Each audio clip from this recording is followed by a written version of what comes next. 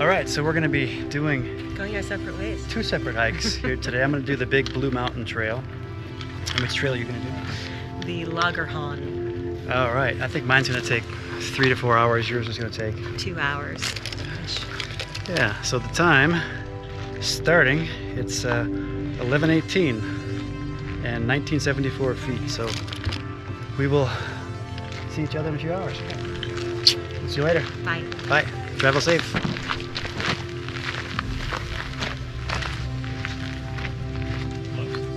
So I just left Andrea and heading out on the Blue Mountain Trail at Landmannalaugar Iceland in the Highlands. And let's see here, what time is it? It is now 11:27. And it's interesting. Being out here today is a different situation than it was about three days ago. When we were here 3 days ago, it was just very, very busy. And it's a whole different situation. So right now, it's Saturday.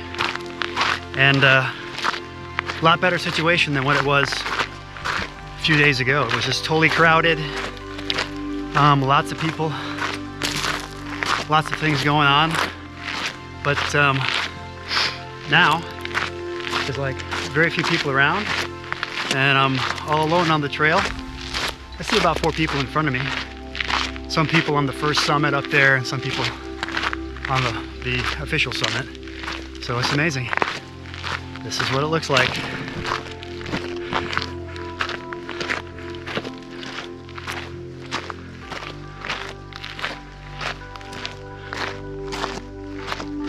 There's the first peak to the left, and then the true summit behind it.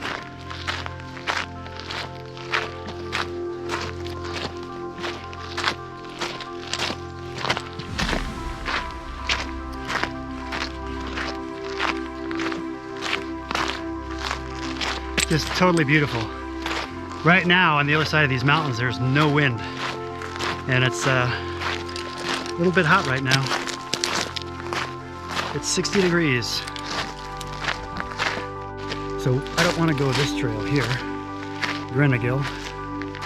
We're gonna go this way here. I can see people already going up to the top there. Looks like there's a little bridge. Looks like the stream crossings is not going to really be anything at this point. I heard there could be some bigger stream crossings where you have to take off your boots. So I don't know, we will see.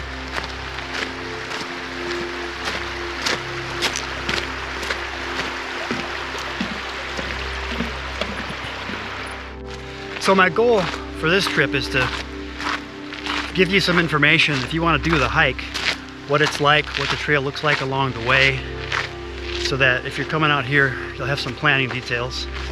All right, so here's a turnoff. So basically, to get onto the Blue Mountain Trail, you don't go onto the lava flow initially. So you skirt around it, and this is where the trail starts, going uphill.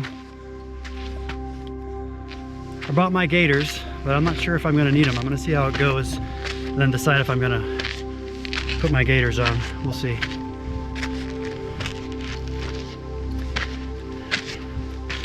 Definitely a steep uphill. It's amazing seeing this blue rock coming up here. The scree is this beautiful gray, and look at the mineral deposits on this. Amazing.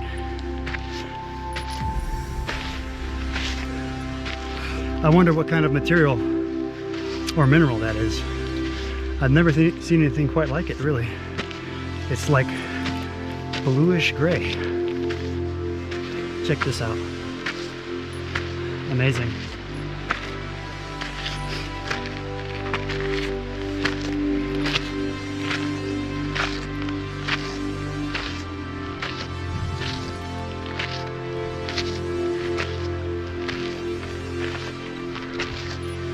Getting up to the first little saddle here on Blue Mountain. Some more amazing views as usual. In that lava field there are a few trails, a loop trail.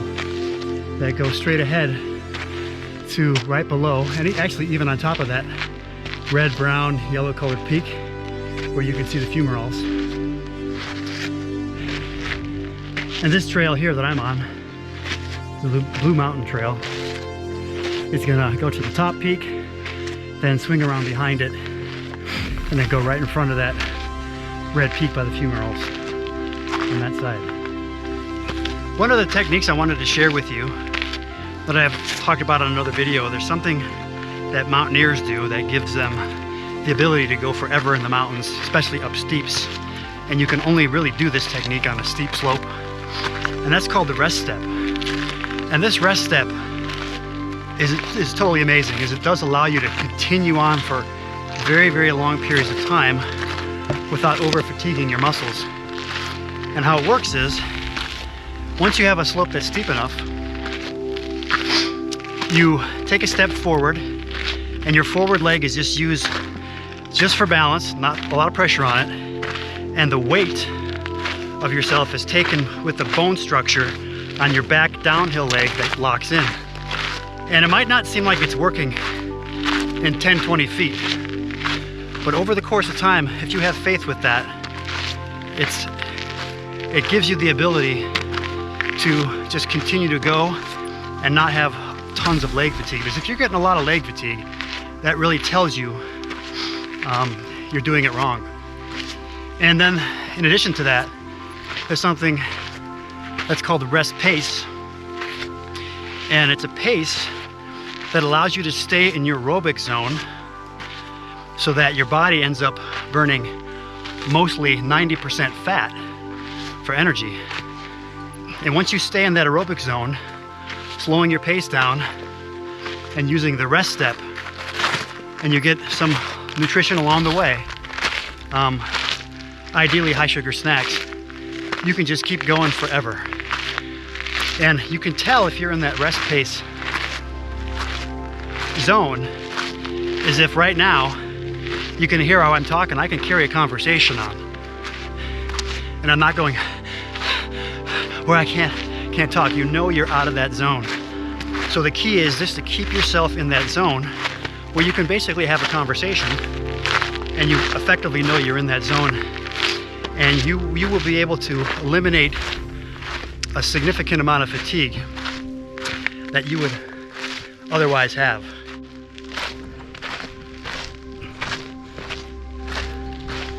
Nice little breeze picking up here, very good. And then the trail, I can't wait to get to the top of this, because there's going to be some amazing pictures. If you look to the left here, as I'm panning, just amazing valleys. And you can see that this must have been a very deep ravine at one point, but it's all filled in with ash. So it's flat on the bottom. And the colors are just amazing. Browns, dark browns, tans, yellows, greens, some reds and blues. Just beautiful. You can see the trail just zigzags all the way up to the summit.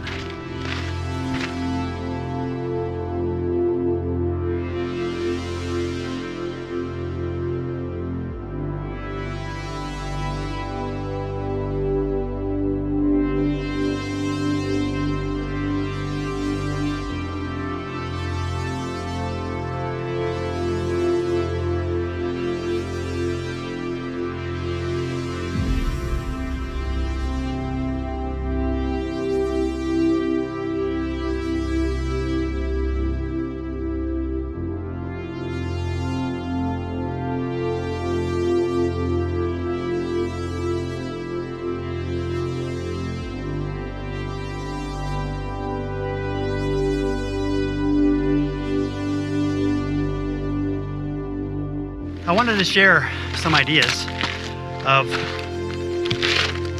nutrition while you're on the trail. One of the things that I've learned over many years is if you don't get your nutrition right, you're definitely going to hit the wall. And before I kind of figured it out, at least for me, I did basically everything wrong. When I was really young, I didn't eat anything, didn't know the value of snacking along the way. And then Keep in mind, this is all before internet and all that social media stuff. And then I thought, well, you must be getting the energy from the food that's in your stomach. So before a climb, I would stuff myself with pancakes, hash browns, toast, ham, and of course, that gets you nauseous, so that didn't work. And then I thought, I like eating beef jerky and cheese and nuts. Tried that. And of course, that kind of gives you a stomach ache. That didn't really work. Then, one of the things that I've found is when I'm hiking or climbing, nothing really tastes good anymore. So, about the only thing I could find that tasted good, I eventually moved on from Pop-Tarts to licorice. And then the one thing that really tasted the best, that's easy to carry, that I thought was awesome, is marshmallows. And what I've researched out and found out is that the closest you can get to pure sugar and glucose gives you the most amount of available energy from ingested food. And I tried some different brands, Jet Puffed, and one of the things I don't like about Jet Puffed is that once you pack them in your bag and they get smashed a little bit, they all kind of turn into one big unit marshmallow, and they get very sticky and sloppy to eat. And there are two brands that actually are very thick, and that's Dandy's marshmallows and Elon marshmallows. And they have a thicker coating so they don't all smash together when they touch. And one of the things that I purchased so I could carry them without smashing them are these round cracker tubes. They're about 9 inches long for those round circular crackers, but you could slip 2 by 2 side by side in those tubes and carry, I don't know, about 18. And that's what worked. Marshmallows. And as I was researching more, one of the things that I also learned the hard way was if you get yourself out of the aerobic state and start getting fatigued, you can't eat yourself out of it because your body can only absorb about 60 to 90 grams of glucose per hour. So you're certainly burning a lot more than that. And that's why it's important to stay in the aerobic zone where your body can tap into fat. Because if you get into that depletion state where you're out of the aerobic zone, lactate builds up and it prevents you from your body from being able to use fat. But from what I've researched out, your body has about 200,000 calories of fat available. And your glycogen stores in your liver and your muscles, liver has about 400 calories. Your muscles contain about 1,600, so 2,000 calories, you'll burn that in an hour of heavy working out. So that's why it's so important to really rest pace, rest step, and stay in that aerobic zone so that you can keep going on forever. All right, approaching the summit here of Blue Mountain, and it is 1.57 miles, 12:25. Took an hour and 15 minutes at 1.2 miles an hour. So here's a sign pointing to all roads.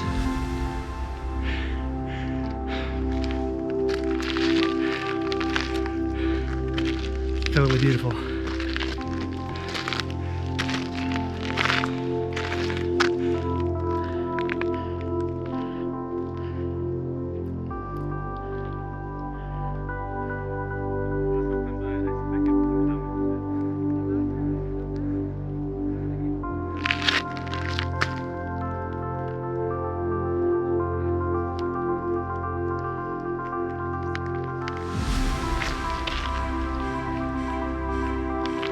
think it's time for some snacks. Look at that green, it's amazing.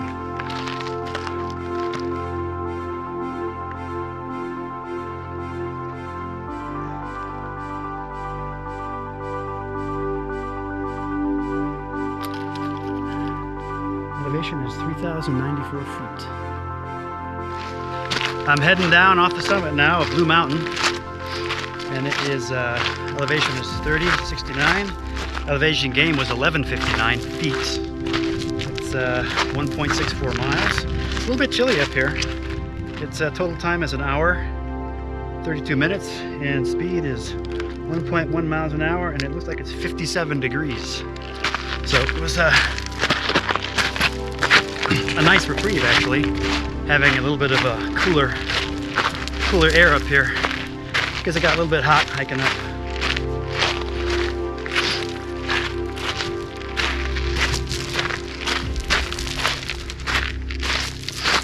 So I'm thinking maybe 45 minutes to get back down to the car and see Andrea, see how her hike was. Check this out.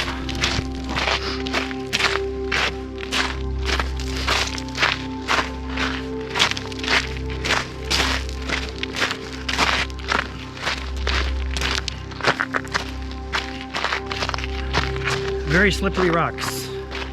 So getting down off the summit, it's 12:56 right now, been out hour 46 minutes, 1.85 miles. It's not really that far at all, so just coming down the big long traverse around the backside, and great pictures. Here's what it looks like.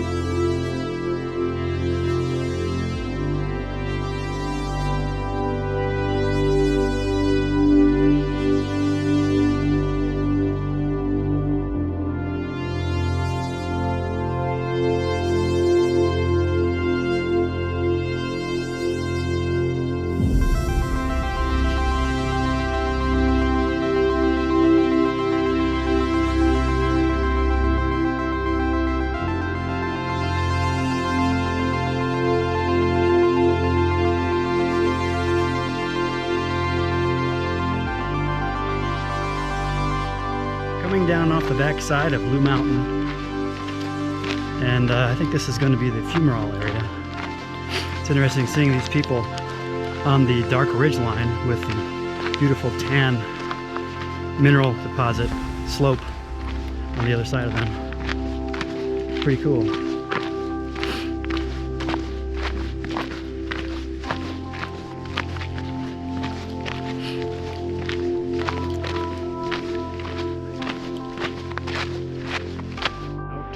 Trail of Blue Mountain coming down around the corner. 2 hours and 9 minutes and 2.4 miles. This is one of the beautiful places that gets photographed a lot on Instagram. I can smell I can see some steam down below, and I can smell the sulfur. Pretty beautiful place. This might actually be, coming around the backside of Blue Mountain, might actually be the most beautiful section of it. So that direction is just heading back to the campsite.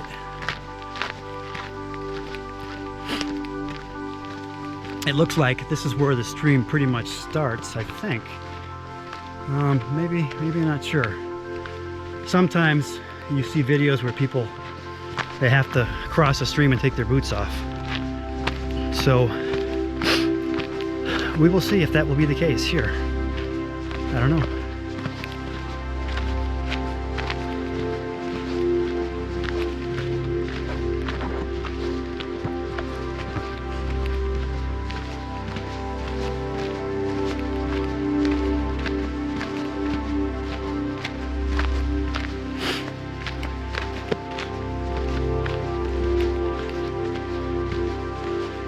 It's hard to believe how green that looks. I don't know if that'll come out on camera, but it is so green in the middle.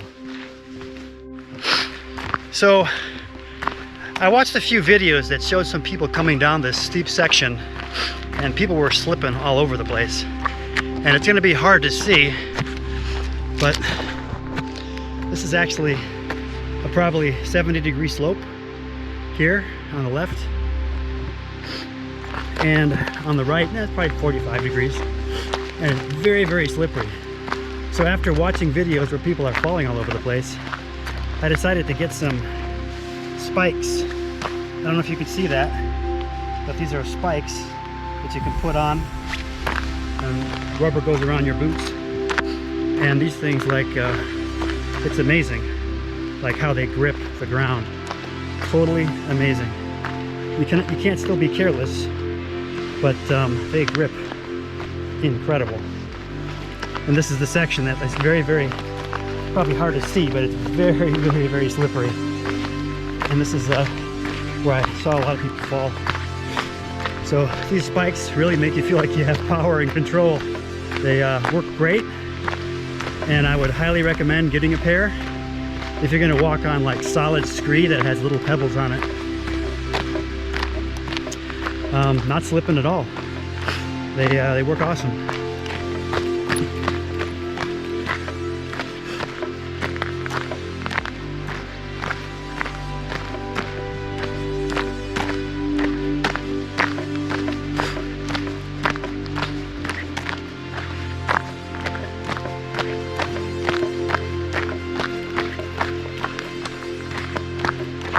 That lava flow off in the distance is the lava flow that goes into the Landmannalaugar campsite. And that's where I'm heading. There's going to be a trail that shoots off to the right.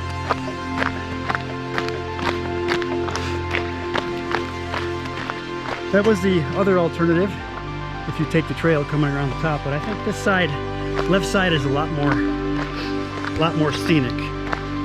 Definitely you get to see the fumaroles in one section, and then there's these little gullies. There's a waterfall over there. Just beautiful. Because I chose to go that ridge route, which was way more scenic, versus the right route on the black scree slope coming down from Blue Mountain. The spikes totally saved me on this. This is very, very steep, this trail here, and I went straight down with my shoes pointing straight down and sometimes sideways, and these spikes are just, they're like totally amazing. Very good purchase. Now I'm off the mountain back on the lava field, and it is 3.13 miles. It's 1:43. Been traveling 2 hours and 33 minutes, so heading back to the Landmannalaugar, and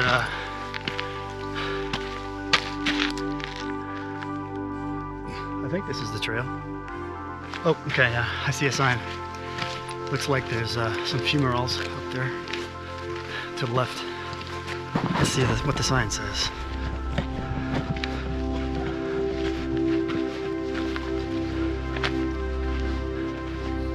Looks like I go right.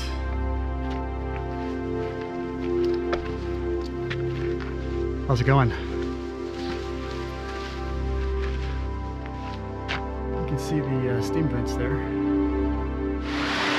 Coming off of the Blue Mountain hike at Landmannalaugar. Just got through the lava field coming down the backside of Blue Mountain. And I think the lava, walking through the lava field, is actually the hardest part of the whole hike. Going up Blue Mountain was certainly, I thought, was easier. It's navigating the lava field that makes it more difficult. But this is a very nice part of the hike. I didn't see anybody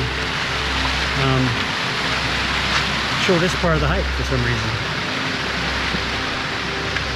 I feel like taking a drink and go swimming. All right, back at the car here. Just completed the Blue Mountain hike, and then back around the backside. Total distance was 4 0.39 miles. It's 2:12 p.m. 3 hours 2 minutes and 1.4 miles an hour. So amazing hike, many beautiful colors, just spectacular vistas at the top. A little bit hot going up, but once you got to the top, there was a light breeze, made it about 58 degrees, so it was almost chilly at the top. Then came back around the backside and decided to take the route to the left, which goes on this beautiful tan scree slope. And definitely would recommend having some spikes that you put on the bottom of your shoes to get down that section, because you did not slip whatsoever. It was very, very helpful. So amazing day. So now I'm gonna look for Andrea. All right, so I'm down off a Blue Mountain hike, that big hike behind me there. And I'm gonna go see if I can find Andrea and see how her hike was. I'm sure it was amazing. Let's see if we can find her.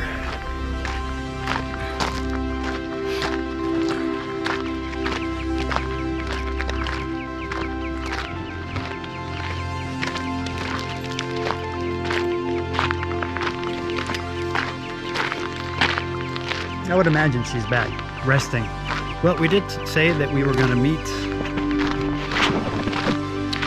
We did say we were going to meet in the kitchen area, so we'll see if she's in there having a nice tea to relax. Let's go see if we can find Andrea waiting here with her tea. Hey, Babs. Hey. How's it going? I thought you'd be here having your tea.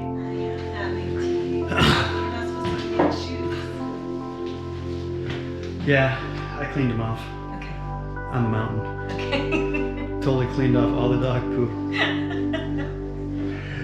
How was your hike? It was good. I ripped my pants. But You ripped what you rip? I fell. You let one rip? Well, didn't you use the spikes? No. I didn't need the spikes. It was a pretty easy trail, all things considered. It just got rocky. Oh yeah, Yeah. yeah. You How would was have. your Oh, hike? it was amazing. It was like just 3 hours. I did the whole loop over the top around the funerals, and walked on this really steep ridge, this tan ridge, that you could see some more those colorful little gullies and things. It was amazing. The spikes on the shoes absolutely were a miracle. Oh, you used the spikes? They were, because one of the ridges I was walking on was a 70-foot slope here, and about a 45-foot slope over about 100, 200 feet down. And those spikes were like, you did not slip at all. They were perfect. There was even like a 45-degree slope that you would have been tobogganing down that thing. I could go literally straight down with the feet. Seriously? Perfect. They were amazing. That was good. I was so glad you had them. Yeah, it was a great day. It was amazing. Good. Actually, I thought coming back over the lava was harder. The lava field, I thought it was harder than going up. Yeah, there were parts of that's where I fell. There were parts of the lava field that were a little tricky, especially maneuvering around other people coming the other way. That's Yeah. when I tried to get out of the way, and Well, I want to get some pizza. Let's quickly get to a pizza place. Pizza is the best food after a hike, 100%. Pizza or sushi? There's no sushi in Iceland though. no, I don't think you're gonna. There's lots of black cod though. There's lots of cod in Iceland. But I have a beef stick. Do you want some beef jerky? yeah, let's do that in the car. I want those Pringles that I got, and then I had some Gatorade. It was awesome. I had like a marshmallow when I got back, and it was perfect. A lot of energy. Never tired. Never did the rest step and the rest pace all the way, and I could go forever. And at the top, it was about wind was about 10 miles an hour, and it chilled out. It was about 58 degrees, so it was like perfect. So anything that you had going up, it like pulled you off at the top. Yeah, Totally I was amazing. warm.